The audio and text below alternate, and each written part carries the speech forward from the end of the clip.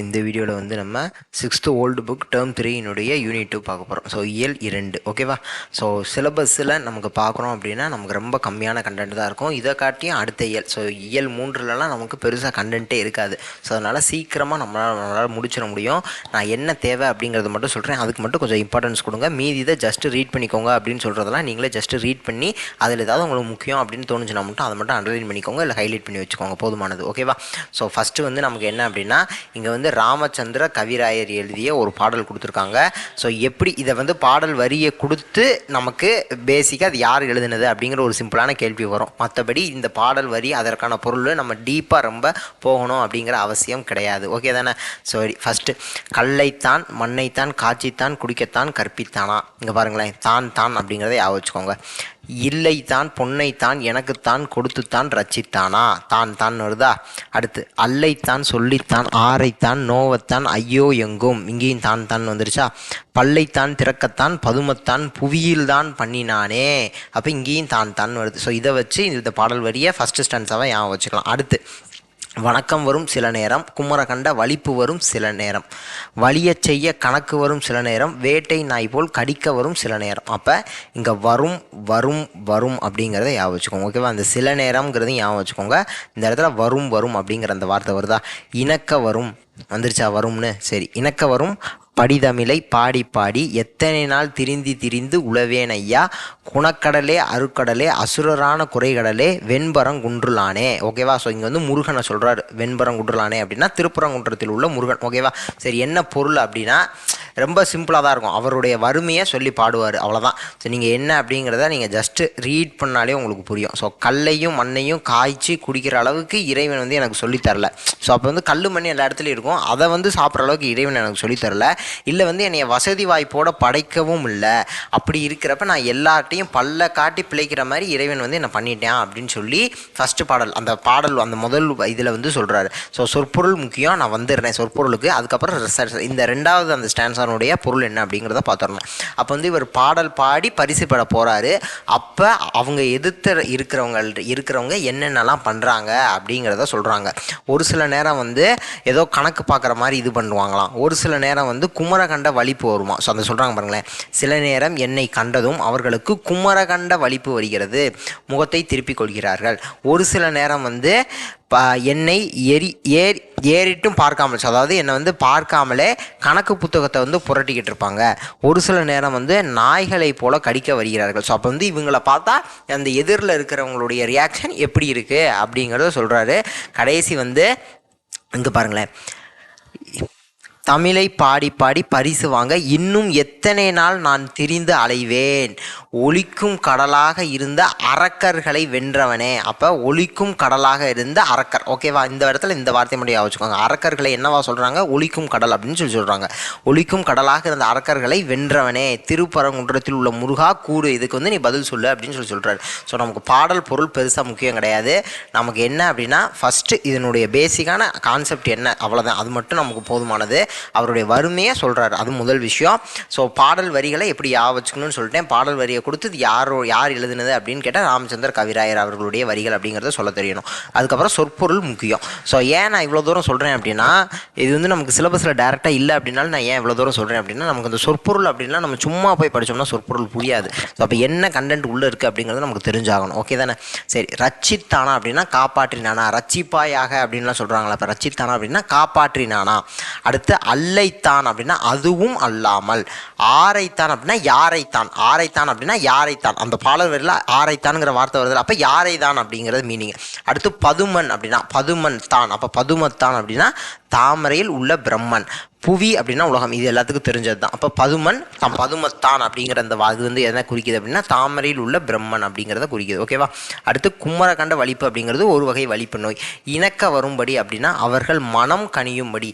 இணக்கம் அப்படின்னாலே வந்து ஒரு இதுதான். ஓகேவா? அப்போ வந்து அவர்கள் மனம் கனியும்படி. அடுத்து குணக்கடலே அருட்கடலே. முருகனை வந்து இந்த மாதிரி சொல்கிறாரு, குணக்கடலே அருட்கடலே அப்படின்னு சொல்கிறாரு. அப்போ குறைகடல், ஒலிக்கும் கடல். குறைகடல் அப்படின்னா ஒலிக்கிற கடல். இது வந்து இங்கே என்ன சொல்கிறாங்க, அசுரர்கள் கடல் வடிவில் வந்தார்கள் என்பது கதை. அதைத்தான் இங்கே இப்போ நான் வாசிக்கும் போதே சொன்னேன். ஒலிக்கும் கடலை வந்து ஒலிக்கும் கடலாக இருந்த அசுரர்களை வென்றவனே அப்படின்னு சொல்லி முருகனை சொல்கிறாருல. அப்போ அந்த ஒலிக்கும் கடலாக யார் இருந்தாங்கன்னா அரக்கர்கள் இருந்தாங்க. ஸோ அதை தான் இங்கே மீன் பண்ணுறாங்க. அதுக்கப்புறம் பரங்குன்றுலான் அப்படின்னா திருப்பரங்குன்றத்தில் உள்ள முருகன். திருப்பரங்குன்றம் இருக்குல்ல, இந்த திருவை எடுத்துருங்களேன், பரங்குன்றலான்னு வந்துருச்சா, அவ்வளோதான். சரி, நூல் குறிப்பை படிச்சுக்கணும். புலவர் பலர் அவ்வப்போது பாடிய பல பாடல்கள் தொகுக்கப்படாமல் இருந்தன. அப்போ அங்கே ஒன்று இங்கே ஒன்றுமா கிடக்கு.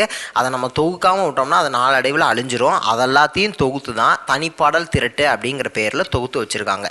இதில் இருக்கிற பெரும்பாலான பாடல்கள் வந்து 200 to 300 ஆண்டுகளுக்கு முன்னாடி வந்து பாடப்பட்டவை. அதெல்லாம் எடுத்து தான் தொகுத்துருக்காங்க. ஸோ பாடப்பகுதியில் இடம்பெற்றுள்ள பாடலை வந்து பாடியவர் வந்து ராமச்சந்திர கவிராயர். துன்பத்தையும் நகைச்சுவையோடு சொல்வதில் வல்லவர் இவர். ஸோ இவரை பற்றினா ஒரே ஸ்டேட்மெண்ட், இந்த ஸ்டேட்மெண்ட் தான். ராமச்சந்திர கவிராயரை பற்றி இங்கே என்ன கொடுத்துருக்காங்க, துன்பத்தையும் நகைச்சுவையோடு சொல்வதில் வல்லவர். ஏதாவது ஒரு மேட்ச் த ஃபாலோயிங்கில் ஏதாவது ஒரு ஸ்டேட்மெண்ட் கொஷினில் யூனிட் 6 கூட ராமச்சந்திர கவிராயர் அப்படியே பற்றி இப்படி துன்பத்தையும் நகைச்சுவையோடு சொல்வதில் வல்லவர் அப்படின்னு சொல்லிட்டு மீதி 3 வந்து வேறு யாரோ ஒரு பாடலாசிரியரை கொடுத்து இந்த மாதிரி ஸ்டேட்மெண்ட் 4 ஸ்டேட்மெண்ட்டை கொடுத்து இதில் எது சரி எது தவறு அப்படின்னு கேட்கலாம். ஓகேவா? ஸோ அடுத்து உடுமலை நாராயண கவி எழுதிய ஒரு பாடல். ஸோ இந்த பாடலில் ரொம்ப ஈஸியாக வச்சுக்கலாம். அந்த காலம் இந்த காலம் அப்படின்னு வரும். நினச்சதையெல்லாம் எழுதி வச்சது அந்த காலம், எதையும் நேரில் பார்த்தே நிச்சயிப்பது இந்த காலம். ஆமாம், இந்த காலம். ஸோ அப்போ அந்த காலம் இந்த காலம், அவ்வளோதானே. அந்த காலத்தில் என்ன பண்ணாங்க, இந்த காலத்தில் என்ன பண்ணாங்க, அவ்வளோதான். அடுத்து மழை வரும் என்று மந்திரம் செபிச்சது அந்த காலம், அந்த மலையை பொழிய வைக்கவே எந்திரம் வந்தது இந்த காலம், அவ்வளோதான். அப்போ அந்த காலம் இந்த காலம், அவ்வளோதானே. அடுத்து இலிகுலம் என்றே இனத்தை வெறுத்தது அந்த காலம், மக்களை இணைத்து அணைக்க முயற்சி பண்ணுவது இந்த காலம். அடுத்து திரௌபதி தன்னை துயில் உரிச்சது அந்த காலம், பெண்ணை தொட்டு பார்த்தா சுட்டு போடுவான் இந்த காலம், அவ்வளோதான். இப்போ அந்த காலத்தில் எப்படி இருந்துச்சு, இந்த காலத்தில் எப்படி இருப்பது. சாஸ்திரம் படிப்பது அந்த காலம், சரித்திரம் படிப்பது இந்த காலம், கோத்திரம் பார்ப்பது அந்த காலம், குணத்தை பார்ப்பது இந்த காலம். அந்த காலத்தில் பக்தி முக்கியம், இந்த காலத்தில் படிப்பு முக்கியம். கத்தியை தீட்டுனா அந்த காலம், புத்தியை தீட்டுனா இந்த காலம். பெண்ணை பேயென பேசி அணைச்சது அந்த காலம், வாழ்வின் கண்ணில் ஒன்றாய் எண்ணி நடப்பது இந்த காலம், அவ்வளோதான். ஸோ அப்போ அந்த காலம் இந்த காலம் அப்படின்னு வந்துச்சுனாலே உடுமலை நாராயண கவி. ஸோ இவருடைய ஆசிரியர் குறிப்பு முக்கியம். ஓகேவா? இதோ உடுமலை நாராயண கவி தமிழ் திரைப்பட பாடல் ஆசிரியரும் நாடக எழுத்தாளரும் ஆவார். அப்போ இவர் வந்து தமிழ் திரைப்பட பாடலை வந்து நிறைய எழுதியிருக்காரு, நாடக எழுத்தாளர், நாடகமும் எழுதியிருக்காரு. பாமர மக்களிடையே விழிப்புணர்வை ஏற்படுத்தும் வகையில் சமுதாய பாடல்களை எழுதி சீர்திருத்த கருத்துக்களை பரப்பியவர். அப்போ இந்த ஸ்டேட்மெண்ட்டை கொடுத்து யார் அப்படின்னு சொல்லி கேட்பாங்க. அப்போ இந்த வார்த்தையை வச்சுக்கோங்க, பாமர மக்கள் ஃபஸ்ட்டு வார்த்தை, சமுதாய பாடல், அடுத்து சீர்திருத்த கருத்து, அவ்வளோதான். பாமர மக்கள்கிட்ட சமுதாய பாடல்களை கொண்டு போய் சேர்த்து அதில் சீர்திருத்த கருத்துக்களை பரப்பியிருக்கார், அவ்வளோதான், வேலை முடிஞ்சு. அடுத்து பகுத்தறிவு கவிராயர் அப்படின்னு இவர் வந்து அழைக்கப்படுகிறார். ஸோ இந்த பகுத்தறிவு கவிராயர் அப்படிங்கிறதுலாம் மேட்ச் த ஃபாலோயிங்கில் பலமுறை ஏற்கனவே கேட்டுட்டாங்க. இப்போ பகுத்தறிவு கவிராயர் உடுமலை நாராயண கவி, அவ்வளோதான். அதுக்கப்புறம் இவர் வாழ்ந்த காலம். ஸோ இப்படி வச்சுக்கோங்க, 9 99 இருக்கா, இங்கே ஒரு 9 இருக்கா, அப்போ 9 9 × 2 எவ்வளவு, 18. அதை திருப்பி போடுங்க, 81, அவ்வளோதான். இப்படி வச்சுக்கோங்க, 9 இதை மறந்துடக்கூடாது. இங்கே வந்து 81, 9 × 2 18. அப்போ அப்படியே ரிவர்ஸில் போட்டுக்கோங்க, ஓகே தானே. ஸோ வச்சுக்கிறதுக்காக சொல்கிறேன். ஸோ இதில் என்ன கண்டென்ட்டுங்கிறது நீங்கள் ஜஸ்ட் ரீட் பண்ணிக்கோங்க. நான் இந்த விஷயத்தை அந்த டேபிள் ஒவ்வொரு பேஜ்லேயும் ஒரு டப்பா கொடுத்துருப்பாங்க. அந்த டப்பாவில் வந்து நமக்கான மற்ற மொழியில் இருக்கிற சொல்லுக்கு நமக்கு வந்து தமிழ் சொல், கரெக்டான தமிழ் சொல் கொடுத்துருப்பாங்க. அதுதான் நமக்கு கேள்வியாக வரப்போகுது. டிவி அப்படின்னா என்ன, தொலைக்காட்சி. ரேடியோ அப்படின்னா வானொலி. டிஃபன் அப்படின்னா சிற்றுண்டி. டீ அப்படின்னா தேநீர். கரண்ட்னா மின்சாரம். டெலிஃபோன்னா தொலைபேசி. ஃபேன்னா மின் விசிறி. சேர் அப்படின்னா நாற்காலி. லைட்டுனா விளக்கு. டம்ளர்னா குவளை, அவ்வளோதான். எல்லாம் ரொம்ப பேசிக்காக சிம்பிளான வார்த்தைகளாக தான் இருக்குது. ஈஸியாக நம்மளால் வச்சுக்க முடியும். நிறையா பேருக்கு தெரிஞ்ச வார்த்தைகளாகவும் இருக்கலாம். அடுத்து சைக்கிள், மிதிவண்டி, பிளாட்ஃபார்ம், நடைமேடை, ஆஃபீஸ், அலுவலகம், சினிமானா திரைப்படம், டைப்ரைட்டர் அப்படின்னா தட்டச்சு பொறி. ரோடுனா சாலை, ஃப்ளைட்னா வானூர்தி. ஊர்தி வானத்தில் போகிற ஊர்தி வானூர்தி. பேங்க் அப்படின்னா வங்கி. தியேட்டர்னா திரை அரங்கு. ஆஸ்பத்திரினா மருத்துவமனை. ஸோ ரொம்ப சிம்பிளான வார்த்தைகளாக தான் கொடுத்துருக்காங்க. உள்ளே என்ன இருக்குங்கிறத ஜஸ்ட்டு நீங்கள் லைட்டாக ரீட் பண்ணிக்கோங்க, வேறு ஒன்றும் கிடையாது. கம்ப்யூட்டர்னா கணினி. காலேஜ், கல்லூரி. யூனிவர்சிட்டினா பல்கலைக்கழகம். டெலஸ்கோப்பு தொலைநோக்கி, மைக்ரோஸ்கோப்னா நுண்ணோக்கி. ரெண்டுமே நோக்கி தான்ப்பா, ரெண்டுமே ஸ்கோப்பு தான், ரெண்டுமே ஸ்கோப்பு. இங்கே டெலஸ்கோப்னா தொலைநோக்கி, மைக்ரோஸ்கோப்னா நுண்ணோக்கி. இது தொலைவில் இருக்கிறத பார்க்குறது, இது ரொம்ப சின்னதாக இருக்கிற அந்த இது நுட்பமான விஷயத்தையும் நல்லா இது பண்ணி பார்க்குறது, அதுதான் நுண்ணோக்கி. அவ்வளோதான், தெரியும்னு நினைக்கிறேன். அடுத்து தெர்மாமீட்டர்னா வெப்பமானி, நம்பர் அப்படின்னா என்ன, சயின்ஸ் அறிவியல், ஸ்கூல் பள்ளி, இன்டர்நெட்னா இணையம். அவ்வளோதான். ஸோ ரொம்ப பேசிக்காக தான் கொடுத்துருக்காங்க, ரொம்ப வந்து சிம்பிளான வார்த்தைகளாக தான் இருக்குது. அதுக்கப்புறம் இது ஒன்றும் இல்லை, நீங்கள் ஒரு தடவை ரீட் பண்ணிக்கோங்க, வேறு ஒன்றும் இல்லை. அடுத்து நாடும் நகரமும். ஸோ இது வந்து நமக்கு யூனிட் 6லேயும் இந்த லெசன் வந்து கொஞ்சம் முக்கியமானது. ஸோ அதனால் தமிழ் படிக்கிறப்பயே இதை கொஞ்சம் ரீட் பண்ணிக்கோங்க. ஸோ கண்டென்ட்டு கொஞ்சம் கம்மியாக தான் இருக்கும். ஒன்லைனராக நீங்கள் ஞாபகம் வச்சுக்கிட்டிங்கன்னா ஈஸியாக ஞாபகம் வச்சுக்கலாம். அதாவது ஃபஸ்ட்டு என்ன சொல்கிறாங்க அப்படின்னா, நாடு ஒவ்வொரு தலைப்பையும் ஞாபகம் வச்சுக்கோங்கப்பா. என்ன எதை பற்றி பேசுகிறாங்க அப்படிங்கிறத ஞாபகம் வச்சுக்கோங்க. அது கீழே என்ன கண்டென்ட் அப்படிங்கிறத நம்மளால் மனப்பாடம் பண்ணிட முடியும். அதாவது நம்ம புரிஞ்சு படித்தோம் அப்படின்னா இது வந்து நம்ம வாழ்வியலோடு ஒன்றியது தான், அதனால் ஈஸியாக மண்டையில் நின்றோம். இப்போ நாடு என்னும் சொல் ஆதியில் மக்கள் வாழும் நிலத்தை குறிப்பதற்கு வழங்கப்பட்டது. ஸோ இது ஒரு ஸ்டேட்மெண்ட். அப்போ நாடு அப்படிங்கிற சொல்லு முதல்ல மக்கள் வாழ்கிற நிலத்தை குறிக்கிறதுக்காக பயன்படுத்துகிறாங்க. அப்போ தமிழர் வாழ்ந்த நாடு தமிழ்நாடு அப்படின்னு சொல்கிறாங்க. அதுக்கப்புறம் மூவேந்தர்கள் இருக்காங்களே, அப்போ சேர சோழ பாண்டியர், அவங்களுடைய நாடு சேர நாடு, சோழ நாடு, பாண்டிய நாடு அப்படின்னு அழைக்கப்படுது. அப்போ அந்த முன்னாடுகள் இருக்கும்ல, இது சேர நாடு, இது சோழ நாடு, இது பாண்டிய நாடுன்னு வச்சுக்கிட்டோம்னு வைங்களேன். இந்த 3 நாடுகளுடைய உட்பிரிவு இருக்கும்ல, அதுவும் நாடுன்னு அழைக்கப்படுது. அதான் கொங்கு நாடு, தொண்டை நாடு அப்படிங்கிறதுக்கு எக்ஸாம்பிள் சொல்லியிருக்காங்க. அப்போ பெருசு அதுவும் நாடு, அதுக்குள்ள சப்டிவிஷன் அதையும் நாடுன்னு சொல்கிறோம். இன்னியும் சொல்லணும் அப்படின்னா சில தனி ஊர்களையும் நாடு அப்படின்னு சொல்கிறாங்க. உதாரணத்துக்கு முறப்பு நாடு அப்படிங்கிறது பாண்டிய மண்டலத்தை சேர்ந்த நாடுகளுள் ஒன்று. இப்போ முறப்பு நாடு அப்படின்னு ஒன்று இருந்துச்சு, அது வந்து ஒரு ஊர் பெயரையே முறப்பு நாடு அப்படின்னு சொல்கிறாங்க. ஸோ இப்பொழுது வந்து அப்பெயர் பொருணை ஆற்றின் கரையில் உள்ள ஒரு சிற்றூரின் பெயராக நிலவுகின்றது. அப்போ அந்த முறப்பு நாடுங்கிறது இப்போ எங்கே இருக்குது அப்படின்னா, இந்த பொருணை ஆற்றின் கரையில் உள்ள ஒரு ஊர், அந்த ஒரு சின்ன ஊர் வந்து அந்த முறப்பு நாடு அப்படின்னு சொல்லி இன்றளவும் வழங்குறாங்க. இதற்கு எதிரே ஆற்றின் மறுகரையில் உள்ள அமைந்த முன்னோர் ஊர் வந்து வல்லநாடு அப்படின்னு சொல்கிறாங்கப்பா. அதாவது இது பொருணை ஆறா, இந்த பக்கம் ஒரு ஊர், இந்த பக்கம் ஒரு ஊர், இது முறப்பு நாடு, இது வல்லநாடு. ஓகேவா? அப்போ நாடு அப்படிங்கிறது ஃபஸ்ட்டு மக்கள் வாழ்கிற நிலத்தை குறிச்சிச்சு. அப்போ தமிழர் வாழ்ந்த நாடு தமிழ்நாடு. அப்போ சேர சோழ பாண்டியர், சேர நாடு, சோழ நாடு, பாண்டிய நாடு. அப்போ அதனுள்ள சப்டிவிஷன் அதுவும் நாடுன்னு சொல்லி வழங்குச்சு. உதாரணத்துக்கு கொங்கு நாடு, தொண்டை நாடு. சில ஊர்களும் நாடு அப்படின்னு சொல்லி வழங்குறாங்க. அதுக்கு முறப்பு நாடு, வல்ல நாடு எக்ஸாம்பிள் தர்றாங்க. ஓகேவா? அப்போ இங்கனம் நாடு என்னும் சொல் ஊரை குறிக்கும் முறையினை சோழ நாட்டிலும் காணலாம். அப்போ எல்லா இடத்துலையுமே இந்த இது வந்து நிலவுச்சு அப்படிங்கிறத சொல்கிறாங்க. ஓகே தானே? அதுக்கப்புறம் மாயாவரத்தில், ஸோ அதே மாதிரி எக்ஸாம்பிள் தான் கொடுக்குறாங்க நமக்கு. என்னது கொரநாடு அப்படின்னு சொல்கிறாங்க. இந்த கொரநாடு அப்படிங்கிறது தான் கூரை நாடு என்பதே கொரநாடு என மறுவிற்று. ஸோ அப்போ மறு அப்படின்னு நமக்கு ஒரு டாபிக் இருக்குது. ஸோ அப்போ இது என்னவா மறுவிருச்சு அப்படிங்கிறத ஒரு கேள்வியாக கேட்கலாம். இப்போ கூரை நாடு என்பதே கொரநாடு அப்படின்னு சொல்லி மறுவிருச்சு. அப்போ இது தான். சப்போஸ் நமக்கு மாற்றி கேட்பாங்க, கொரநாடை முதல்ல போட்டு கொரநாடு என்பதை கூரை நாடு என மறுவிற்றா அப்படின்லாம் இது பண்ணுவாங்க. ஸோ அப்போ நம்ம படிக்கிறப்ப தெளிவாக படிச்சுக்கணும், எது என்னவா மாறிடுச்சு, அவ்வளோதான், வேலை முடிஞ்சிருச்சு. இப்போ கூரை நாடு என்பதே கொரநாடு என மறுவிற்று, அவ்வளோதான், வேலை முடிஞ்சிருச்சா? அதே மாதிரி காநாடுன்னு இருக்குது, தென்னாடுன்னு இருக்குது. ஸோ இந்த மாதிரிலாம் ஊர் பெயர்கள் நாடு அப்படின்னு சொல்லி நமக்கு எக்ஸாம்பிள் தர்றாங்க. ஓகே தானே? அடுத்து நகரத்தை பற்றி பேசுகிறாங்க. இவ்வளோ நேரம் நாடு அப்படிங்கிற டாப்பிக்கில் என்னென்ன பாயிண்ட் பார்த்தோம். அடுத்து நகரம் அப்படிங்கிற டாப்பிக்கில் என்னென்ன பாயிண்ட் பார்க்க போகிறோம். சிறந்த ஊர்கள் நகரம் என்னும் பெயரால் வழங்கும். உதாரணத்துக்கு என்ன சொல்றாங்கன்னா, நாட்டின் தலைமை சான்ற நகரம் தலைநகரம் அப்படின்னு வழங்குறாங்க. கரெக்ட் தானே? இப்போ தலைநகரம் அப்படிங்கிறது என்ன சொல்றோம், கேபிட்டல் அப்படின்னு சொல்லி சொல்றோம். அந்த தலைநகரம் அப்படின்னா தலைமை சான்ற நகரம். இப்போ ஒரு ஸ்டேட்டு நம்ம எடுத்துட்டோம்னா முதல்ல இது தெரியும் நமக்கு அப்படின்னா கேபிட்டல் தான் தெரியும். ஒரு இதுனா ஒரு கண்ட்ரிலையுமே என்ன நமக்கு ஞாபகம் வரும், அதனுடைய தலைநகரம் ஞாபகம் வரும். அப்போ சிறந்த ஊர்களை வந்து நகரம் அப்படிங்கிற பெயரால் வழங்குறாங்க. இப்போ நாடு அப்படின்னு நம்ம பார்க்குறப்ப ஃபர்ஸ்ட் பாயிண்ட் என்ன கொடுத்துருந்தாங்க, நாடு அப்படிங்கிறது வந்து ஆதியில் மக்கள் வாழும் நிலத்தை குறிப்பதற்கு வழங்கப்பட்டது அப்படின்னு சொல்லி தானே ஆரம்பித்தாங்க. இங்கே நகரம் அப்படிங்கிறது என்ன சொல்கிறாங்கன்னா, த பெஸ்ட் அப்படிங்கிற விஷயத்த நகரம்னு சொல்லுவாங்கப்பா. அதனால தான் தலைமை சார்ந்த நகரத்தை வந்து தலைநகரம் அப்படின்னு சொல்கிறாங்க. முன்னாளில் வந்து ஊர் என்றும் பட்டி என்றும் வழங்கிய சில இடங்களை வந்து இப்போ வந்து நகரங்கள் ஆயிடுச்சு. இப்போ உதாரணத்துக்கு சொல்கிறாங்க, அதாவது ஃபஸ்ட்டு வந்து ஊர் பட்டின்னு சொன்னாங்க. அதாவது விருது பட்டி விருது நகராக மாறிடுச்சுல. எப்படி நகராக மாறிச்சு?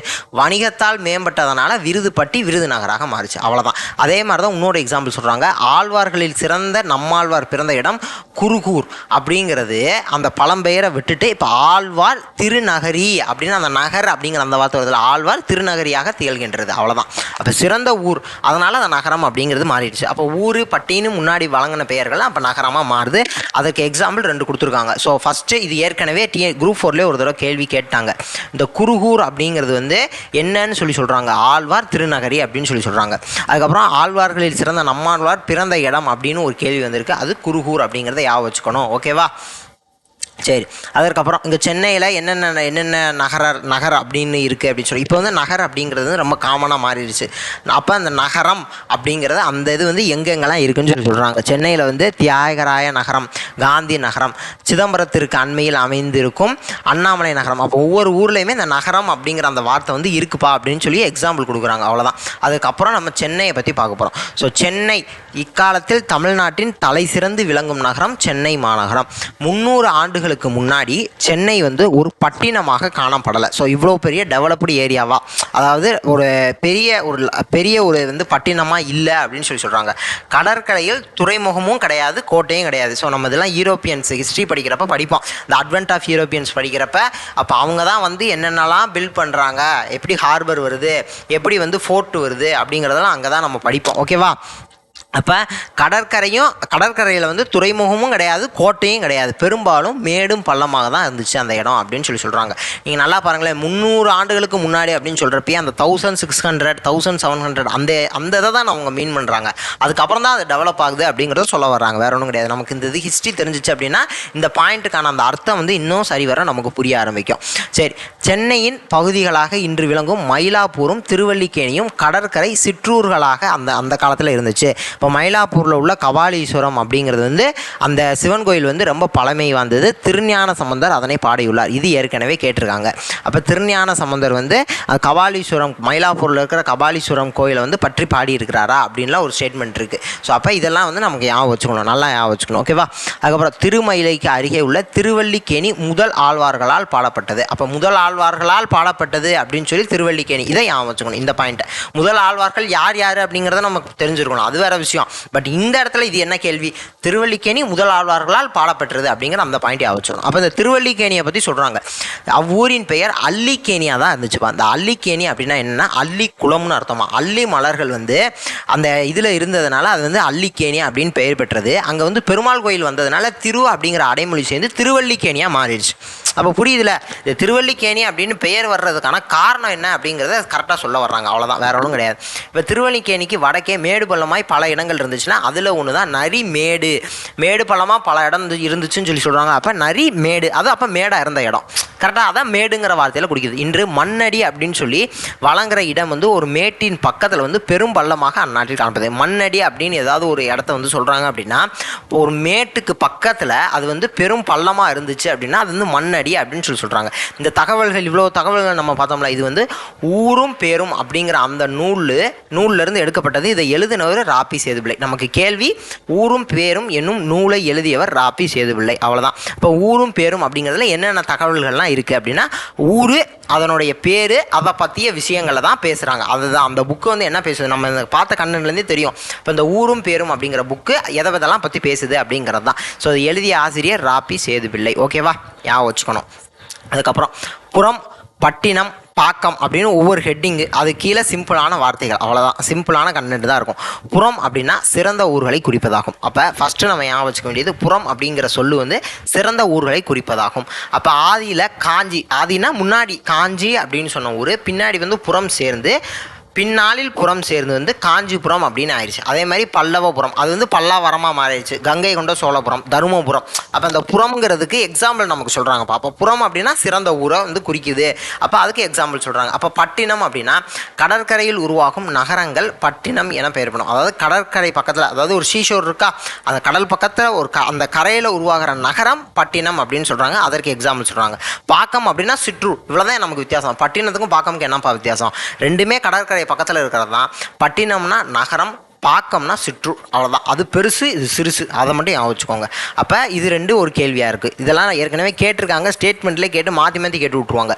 கடற்கரை பக்கத்தில் இருக்கிற நகரம் வந்து பாக்கமா, கடற்கரை பக்கத்தில் இருக்கிற சிற்றூர் வந்து பட்டினமா அப்படின்லாம் நம்ம கன்ஃபியூஸ் பண்ணுவாங்க. ஸோ நல்லா வச்சுக்கோங்க. நகரம் பெருசுனா பட்டினம், அடுத்து சிறுசு பாக்கம், பட்டினம் பாக்கம் அப்படின்னு நம்ம சொல்கிறப்பயே சொல்லணும். இப்போ பட்டினம்னா ஃபஸ்ட்டு பெருசு, பாக்கம்னா சிறுசு, சிற்றூர், அதையும் வச்சுக்கோங்க. அப்போ பாக்கம் அப்படிங்கிறது எக்ஸாம்பிள் கொடுத்துருக்காங்க. அடுத்து புலம் அப்படிங்கிற சொல்லு வந்து புலம் என்னும் சொல் நிலத்தை குறிக்கும் அப்படின்னு சொல்லிட்டு, அப்போ புலம் எங்கே, புலத்து அதாவது மாம்புலம், தாமரை புலம் அப்படின்னு அதுக்கு எக்ஸாம்பிள் கொடுக்குறாங்க. அப்போ புலம் அப்படிங்கிறது எதை குறிக்குது, நிலத்தை குறிக்குது. அடுத்து குப்பம் அப்படிங்கிறது, இந்த குப்பம் அப்படிங்கிறது வந்து எதை குறிக்குது அப்படின்னா நெய்தல் நிலத்துக்கு பக்கத்தில் அமைந்த வாழ்விடங்களை குறிக்குது. நெய்தல் நிலம்னா என்ன, கடலும் கடல் சார்ந்த இடமும், அதுக்கு பக்கத்தில் அமைந்த இடங்களை, வாழ்விடங்களை வந்து குப்பம் அப்படின்னு சொல்லி பெயரால் இது பண்ணுறாங்க. ஸோ அப்போ அந்த குப்பத்துக்கு எக்ஸாம்பிள் கொடுத்துருக்காங்க. ஓகேவா, அவ்வளோதான். ஸோ நிறையா விஷயம் நமக்கு தெரிஞ்ச விஷயந்தான். பட் இருந்தாலும் நம்ம கேள்வியாக எப்படி அது ஃப்ரேம் பண்ணுறாங்க அப்படிங்கிறத நம்ம வந்து இப்படி புக்கில் நம்ம படிக்கிறப்ப தான் தெரியும். அப்போ தான் அந்த கேள்விக்கு நம்மளால் கரெக்டாக பதில் எழுத முடியும். அடுத்து இலக்கணமும் மொழித்திறனும். மாத்திரையை பற்றி சொல்லியிருக்காங்க. நம்ம 6th புது புக் நல்லா படிச்சிருந்தோம்னா இதெல்லாம் ஈஸியாக தெரிஞ்சிருக்கும். இப்போ மாத்திரை அப்படின்னா என்ன, எழுத்துக்களின் ஒளியின் அளவை குறிக்கும் சொல். அது வந்து அந்த ஒளியின் அந்த கால அளவை சொல்லுதில்ல, அதுதான். அப்போ மாத்திரை என்பது சிறிய ஒளி அளவு. கண் சிமிட்டும் அல்லது கண் சிமிட்டுற நேரம் அல்லது விரலை சொடுக்கும் நேரம், அதாவது சொடக்கு போடுறோம்ல, அந்த டைம் தான் மாத்திரையின் கால அளவாகும். ஓகேவா. அப்போ மாத்திரையின் ஏற்கனவே இது நம்ம 6th புது புக்லேயே நல்லா படிச்சுட்டு தான் வந்திருப்போம். பட் இருந்தாலும் இங்கே கொடுத்துருக்காங்க அப்படிங்கிறதுக்காக நம்ம எக்ஸ்பிளைன் பண்ணுறோம், வேறு ஒன்றும் கிடையாது. இப்போ எதுக்கு எவ்வளோ மாத்திரை அப்படின்னு சொல்லுறாங்க. குறில் எழுத்து, உயிரெழுத்து, உயிர்மை, ரெண்டு குறிலுக்குமே ஒரு மாத்திரைப்பா. நெடில் எழுத்து, உயிரெழுத்து, உயிர்மை எழுத்து ரெண்டுக்குமே 2 மாத்திரைப்பா. மெய்யெழுத்துக்கு அரை மாத்திரை, மெய்யெழுத்துக்கு அரை மாத்திரை. அப்போ ஆயுத எழுத்து இங்கே மிஸ் ஆயிருக்கு. அப்போ ஆயுத எழுத்துக்கு எத்தனை மாத்திரை அப்படிங்கிறத நம்ம ஏற்கனவே படிச்சிருக்கோம், யோசிச்சு பாருங்க. ஓகேவா. அதுக்கப்புறம் இந்த அளவை தாண்டும் ஒளி அளவை அளபடை அப்படின்னு சொல்கிறோம். அளபடையும் நம்ம ஏற்கனவே படிச்சிருக்கோம். அளபடைக்கு எத்தனை மாத்திரைங்கிறத படிச்சிருக்கோம், என்னென்ன டைப்ஸ் எல்லாம் இருக்குங்கிறத படிச்சிருக்கோம். ஓகேவா. எந்த அளபடைங்கிற முதற்கொண்டு படிச்சிருக்கோம். ஓகேவா. சரி, அதுக்கப்புறம் எண்ணை பற்றி பேசுகிறாங்க. எண் ஒருமை பன்மை என எண் இருவகைப்படும். ஒன்றனை குறிப்பது ஒருமை, ஒன்றுக்கு மேற்பட்டவற்றை குறிக்கிறது இந்த பன்மை. ஒன்றை மட்டும் குறிச்சிச்சுன்னா ஒருமை, ஒன்றுக்கு மேலே அது எத்தனையாக இருந்தாலும் சரி அது எல்லாமே பன்மையாக சேர்க்குறோம். அப்போ எண் எத்தனை வகைப்படும், பேசிக்கான கேள்வி. ஒருமை பன்மைன்னு 2 வகைப்படும். அப்போ ஒருமைனா என்ன, பன்மைனா என்ன. ஒருமைனா ஒன்றை மட்டும் குறிக்கிறது, பன்மைனா ஒன்றுக்கு மேற்பட்ட குறிக்கிறது. அதுக்கு எக்ஸாம்பிள் கொடுத்துருக்காங்க. இங்கே கல்விகுதி வருதுல, பூக்கள் அப்படின்னா பன்மை, மாணவர் அப்படிங்கிறது பன்மை, மாணவன் அப்படின்னா ஒருத்தனை குறிக்குது, மாணவர் அப்படிங்கிறது பன்மை. ஓகேவா. சரியா. ஸோ இந்த இரு வந்து நிறைய பேர் கன்ஃபியூஸ் ஆகும். இருங்கிறது பன்மையை குறிக்கிறது தான், அதை நல்லா ஞாபகம் வச்சுக்கணும். அப்போ பெயர் ஒருமையில் இருந்தால் அந்த வினை முடிவும் ஒருமையிலேயே இருக்கணும். திருடன் பிடிபட்டான், இன்னுன்னு வருதா, திருடன் பிடிபட்டான். அப்போ பெயர் பன்மையில் இருந்தால் திருடர் அப்படின்னு இருந்துச்சுன்னா வினை முடிப்பும் பன்மையில் தான் இருக்கணும். அப்போ பிடிபட்டனர், இருல வருதா, இன்னுப்பா, இரு கரெக்டு தானே. இப்போ பெயரை பொறுத்து தான் அந்த வினை முடிப்பும் வருகிறது அப்படிங்கிறத சொல்கிறாங்க. அடுத்து இடம், தன்மை முன்னிலை படர்க்கை என இடம் 3 வகைப்படும். நான் அவன் வீட்டுக்கு போனேன், நீ ஏன் வரவில்லை, இச்சொற்றொடரில் ஃபஸ்ட்டு என்ன கேள்வி அப்படின்னா இடம் எத்தனை வகைப்படும், தன்மை முன்னிலை படர்க்கை. அப்போ தன்மைனா என்ன, முன்னிலைனா என்ன, படர்க்கைனா என்ன. ஒரு எக்ஸாம்பிள், ஒரு சென்டென்ஸ் கொடுக்குறாங்க, அந்த சென்டென்ஸை வச்சு எக்ஸ்பிளைன் பண்ண போகிறாங்களாம், அவ்வளோதான். இப்போ நான் அப்படின்னு சொல்லி என்னையை குறிச்சிக்கிறேன் அப்படின்னா பாருங்களேன், தன்மை அப்படின்னா தன்னை குறிப்பது, என்னையவே நான் சொல்கிறேன், நான் அப்படிங்கிறது என்னை சொல்கிறேன். அப்போ தன்னை குறிக்கிறது தன்மை, அவ்வளோதான். அப்போ நீ அப்படிங்கிறது முன்னிலை, முன்னால் இருப்பவற்றை குறிப்பது. முன்னாடி இருக்கிற ஒரு ஆளை நீ அப்படின்னு சொல்லி பாயிண்ட் பண்ணி சொல்கிறேன். எனக்கு முன்னாடி இருக்கிற ஒருத்தவரை நான் வந்து சொல்கிறேன் நீ அப்படின்னு சொல்லி சொல்கிறேன். நீ வீர், நீங்கள், நீர் அப்படின்னு சொல்கிறோம்ல, அதுதான். ஸோ அப்போ முன்னாடி இருக்கிறவங்க சொன்னால் முன்னிலை. ஓகேவா. இப்போ ரெண்டையுமே இல்லாமல், தன்னையும் சொல்லாமல் முன்னாடி இருக்கிறவரையும் சொல்லாமல் இங்கே அதை தான் சொல்லியிருப்பாங்க. படர்க்கை என்பது தன்மை முன்னிலை அல்லாத மற்றவரை குறிப்பது படர்க்கை. அப்போ அவன், அவள், அது அப்படின்னு சொல்லி, ஏன்னா நானும் கிடையாது, எனக்கு முன்னாடி இருக்கணும் கிடையாது, அங்கே ஒருத்தர் இருக்கான் பாரு அவன்தே. அப்போ அவன், அவள், அது, அவை அப்படின்னு சொல்கிறோம்ல, அவ்வளோதான். ஓகேவா. சிம்பிளாக புரிஞ்சுக்கோங்க. தான்னா என்னைய சொல்கிறேன், நான் அப்படின்னு சொல்லி என்னைய சொல்கிறேன். நாங்கள் அப்படிங்கிறது எங்களை சொல்கிறோம். அப்போ நான் அதில் சேர்ந்துக்கிறேன். அப்போ முன்னாடி இருக்கிறவன் முன்னிலையில் சொல்கிறேன். நீ அப்படின்னு சொல்கிறேன், நீங்கள்னு சொல்கிறோம். அப்போ முன்னாடி இருக்கிறவங்க. அப்போ இப்படி 2 பேருமே இல்லாதவங்க படர்க்கை, என்னையும் கிடையாது எனக்கு முன்னாடி இருக்கிறவங்க கிடையாது, அந்த அங்கே இருக்கான் பாரு ஒருத்தன், அவன், அவள், அது அப்படின்னு சொல்கிறோம்ல, அதுதான். அப்போ பன்மையில் வரும்போது நாங்கள்னு வரும். கரெக்ட் தானே. தன்மை அப்படிங்கிறது நான் அதாவது இது ஒருமையில் சொன்னால் நான்னு சொல்லுவேன், பன்மையில் சொல்கிறப்ப நாங்கள் அப்படின்னு சொல்லுவோம். அவ்வளோதானே, வேறு ஒன்றும் கிடையாது. அப்போ முன்னிலையிலையும் அதே மாதிரி தான். அப்போ நீ அப்படின்னு முன்னிலையில் இது. அப்போ ப்ளூரலில் வர்றப்ப, அதாவது பன்மையில் வர்றப்ப எப்படி சொல்லணும் அப்படின்னா முன்னிலையில் நீங்கள் அப்படின்னு சொல்கிறோம். கரெக்டு தானே? நிறையா பேர் இருக்காங்கப்பா. அப்போ முன்னிலையில் நீங்கள்னு சொல்லுவோம். அதே மாதிரி தான் இதுவும். இங்கே அவை அப்படின்னு சொல்கிறோம். படற்கையில் பன்மையில் வர்றப்ப என்னன்னு சொல்லுவோம், அவை அப்படின்னு சொல்லுவோம். அவ்வளோதானே. சரி, அதை தானே கொடுத்துருக்காங்க. பன்மையில் வரும்போது தன்மையில் என்ன இருக்குது, முன்னிலை என்ன இருக்குது, படற்கையில் என்ன இருக்குது. தன்மைனா என்ன, முன்னிலை என்ன, படற்கையில் என்ன. ஒவ்வொரு இடமும் அதற்கேற்ப வினை முடிப்பை பெற்று வரணும். கரெக்டு தானே? அப்போ நான் அப்படின்னா நான் வருவேன் அப்படின்னு சொல்லலாம். நீ அப்படின்னு சொன்னால் நீ வருவேன்னு சொல்ல முடியுமா? நீ வந்தாய் அப்படின்னு சொல்லலாம். இப்போ அவன் சொல்கிறப்ப அவன் வருவேன்னு சொல்லலாமா? அவன் வருவான், அவன் வந்தான் அப்படி சொல்லணும். கரெக்டு தானே? அப்போ அதற்கு ஏற்ற வினை முடிவு தான் சொல்லி வரணும் அப்படின்னு சொல்கிறாங்க. தன்மைக்குரிய வினைமுற்றுகள் தரப்பட்டுள்ளன. முன்னிலை படற்கைக்குரிய வினைமுற்றுகளை எழுதி நிரப்புக. அதாவது நான் சென்றேன், நீ அப்படின்னா சென்றாய், அவன்னா சென்றான். அவ்வளோதானே. நாங்கள் உண்டோம், நீங்கள், அதாவது நாங்கள் அப்படின்னா உண்டோம் அப்படின்னு சொல்லி வருது. நாங்கள் உண்டோம், அவர்கள் உண்டார்கள். கரெக்டு தானே? அவர்கள் உண்டார்கள். நான் விழுந்தேன், அவள் விழுந்தாள் அப்படி சொல்கிறோம். அது அவ்வளோதான் வித்தியாசம். அப்போ என்ன அந்த இது பெயர் சொல் வருதோ அதற்கு ஏற்ற அந்த வினைமுற்று தான் வரணும் அப்படிங்கிறத சொல்கிறாங்க. வேறு ஒன்றுமே கிடையாது. கரெக்டு தானே? ரைட். அடுத்து அகர வரிசை ஏற்கனவே ஒரு வீடியோ போட்டிருக்கோம். ஸோ அதை பார்த்துக்கிட்டா போதுமானது. அடுத்து கீழே இதெல்லாம் பெருசாக ஒன்றும் தேவையில்லை. ஸோ இது வந்து ஏற்கனவே பிளாஸ்டிக் என்பதற்கு இணையான தமிழ் சொல் அப்படின்னா நெகிழின்னு வரும். பிளாட்ஃபார்ம் நடைமேடை, விருது நகர்னா விருது பட்டி. அப்போ பட்டி பாக்கம் என்னும் பெயருடைய சிற்றூர்கள் எதன் பக்கத்தில் இருக்குது. ஸோ ஏற்கனவே இப்போ தான் எக்ஸ்பிளைன் பண்ணேன். நீங்கள் மேலே முன்னாடி பேஜை பார்த்தீங்கன்னா தெரியும். அந்த காலத்தில் எது முக்கியம், இந்த காலத்தில் எது முக்கியம். அந்த பாடல் வரி நம்ம பார்த்தோம்ல, அந்த காலம்னு அதில் பார்த்தா தெரியும். ஸோ இது எல்லாமே நீங்கள் புக்குக்குள்ளே நீங்களே பார்த்து இது பண்ணி பழகுங்க. ஸோ இப்போ அந்த மாதிரி டிஎன்பிஎஸ்சியில் கேட்க ஆரம்பிச்சிட்டாங்க. ஒரு காம்ப்ரிஹென்ஷன் ஒரு பேராகிராஃப் மாதிரி கொடுத்துட்டு அதுலேருந்து ஒரு 4 கேள்வி கேட்குறாங்களே, அவ்வளோதான். ட்ரெயினை என்னென்ன பேர்களில் கொடுக்குறோம். ட்ரெயினை வந்து தொடர் வண்டி அப்படின்னு சொல்கிறாங்க. ஸோ அந்த மாதிரி ட்ரெயினுக்கு என்னென்ன பேர், அவ்வளோதான். அப்போ நாடு என்னும் சொல் ஊரை குறிக்குமாறு அமைந்த ஊர் பெயர்கள் சிலவற்றை எழுதுக. ஸோ நீங்கள் அந்த லெசனில் பார்த்தீங்கனாலே எல்லாமே தெரிஞ்சது தான். ஸோ இது ஒரு 4 வரிக்கு கேட்குறாங்க. ஸோ சிம்பிளாக நீங்கள் இதை பாருங்கள், கொஷினை படிங்க, புக்குக்குள்ளே பாருங்கள், கண்டென்ட்டை பார்த்து நம்மளால் புரிஞ்சுக்க முடியுதா அப்படிங்கிறத மட்டும் பாருங்கள். அதுக்கு நம்மளால் ஆன்சர் பண்ண முடியுமா? ஒரு 4 ஆப்ஷனை கொடுத்துட்டு இதுக்கு பதில் சொல்லுங்கன்னு சொன்னால் நம்மளால் பண்ண முடியுமா? பண்ண முடியாது. அவ்வளோதான். ஓகே தானே? ஸோ அதுக்கப்புறம் இங்கே முன்முயற்சியை பற்றி சொல்லியிருப்பாங்க. இது ஒரு ஜஸ்ட்டு 4 வரி தான், ரீட் பண்ணுங்கள், நல்லாயிருக்கும். அடுத்து ஸோ அதுக்கப்புறம் இந்த ஃபுல்லாக அந்த பேராகிராஃப் ஃபுல்லாக படிச்சுட்டு இந்த 5 கேள்விக்கு பதில் அடிக்க முடியுதா அப்படின்னு பாருங்கள். ஸோ என்னென்னா இதெல்லாம் நமக்கு ஸ்பீடை இன்க்ரீஸ் பண்ணும், அவ்வளோதான். அடுத்து கல் சிற்பமாக வந்து மாறுது, மூங்கில் புல்லாங்குழல், தங்கம் சுடரிட முடியாது. அதாவது என்ன அப்படின்னா கஷ்டப்படாமல் எதுவும் கிடைக்காதுப்பா. நாம் சிற்பமாக ஆக பெறுமா, சிதறிவரும் கற்களாக போகிறோமா? அதற்கு முயற்சி செய்யணும். எல்லாத்துக்குமே முயற்சி செய்யணும். அப்போ முயற்சி செஞ்சால் தான் கல் சிற்பமாகும். கரெக்டு தானே? துளையிடப்படாத மூங்கில் துளையிட்டால் தானே மூங்கில் புல்லாங்குழலாக ஆக முடியும். அப்போ துளையிடணும் அப்படின்னா நம்ம வருத்தணும், கஷ்டப்பட்டு தான் ஆகணும். எல்லாமே கஷ்டப்பட்டால் தான் கிடைக்கும். அதே மாதிரி சுடப்படாத தங்கம் வந்து சுடர் விட முடியுமா? முடியாது. அடிக்கப்படாத இரும்பு ஆயுதமாக மாறுமா? அந்த ஷேப்பு கிடைக்குமா? மாறாது. உருளாத கற்கள் உருண்டையாக முடியாது. அதான். ஸோ நம்ம வந்து எல்லாத்துக்குமே கஷ்டப்படணும், கஷ்டப்பட்டால் தான் எல்லாம் கிடைக்கும் அப்படிங்கிறத சொல்கிறாங்க. ஸோ இதில் என்ன அப்படின்னா இதில் வந்து பல ஊர் பெயர்கள் வரும். சும்மா அண்டர்லைன் பண்ணியிருக்கேன். இல்லை திருவண்ணாமலை, காஞ்சி, திருக்காலத்தி, சீகாழி, சிதம்பரம், தென்னாரூர், காசி, குருநாடு, கேதாரம் அப்படி சொல்லி இது வந்து இந்த பாடல் வரியை கொடுத்து இது எது அப்படின்னு கேட்டாங்கன்னா திருக்குற்றால குறவஞ்சி. இல்லை பாடல் வரியை கொடுத்து இதில் என்னென்ன ஊர் பெயர்கள் இருக்குது அப்படிங்கிற மாதிரி ஏதாவது, இல்லை இதில் எந்த ஊர் பெயர் வரலன்னு சொல்லி ஆப்ஷனில் கொடுத்துருக்காங்க அப்படின்னா பாடல் வரியை படிங்க.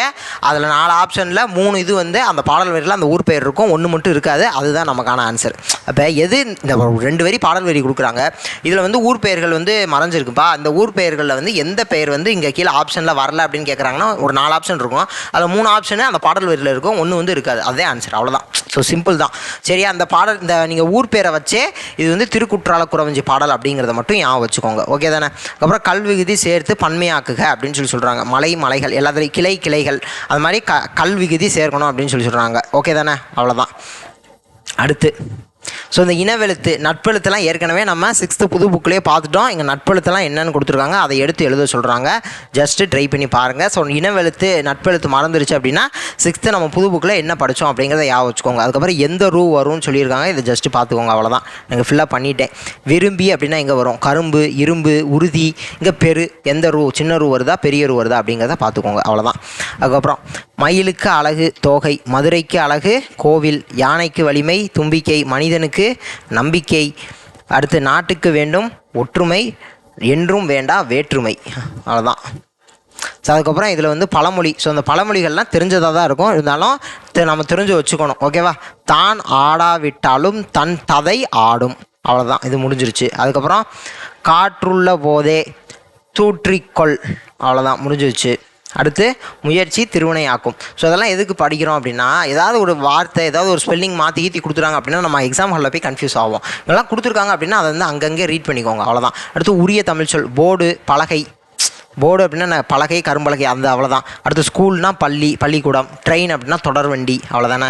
அடுத்து புலவரின் வறுமையை பாடியவர். அதெல்லாமே நமக்கு முன்னாடி இப்போ தான் பார்த்துட்டு வந்தோம். பகுத்தறிவு கவிராயர் யார், ஊரும் பேரும் நூலின் ஆசிரியர். நான் அதெல்லாம் சொன்னேன்னா ஊரும் பேரும் நூலின் ஆசிரியர்லாம் ஏற்கனவே கேட்டிருக்காங்கண்ணே. அடுத்து எதிர்ப்பால். மகன், மகள், தந்தை, தாய், அகரம் முதலி ஏற்கனவே நான் சொல்லிட்டேன். அந்த ஒரு வீடியோவை பார்த்துக்கோங்க, போதுமானது. ஸோ அடுத்து யூனிட் 3. ஸோ ரொம்ப சிம்பிளாக தான் இருக்க போகுது. கண்டென்ட் ரொம்ப கம்மி தான். ஒரு சின்ன வீடியோவில் அடுத்த வீடியோவை பார்த்துடலாம். தேங்க்யூ 12. தேங்க்யூ.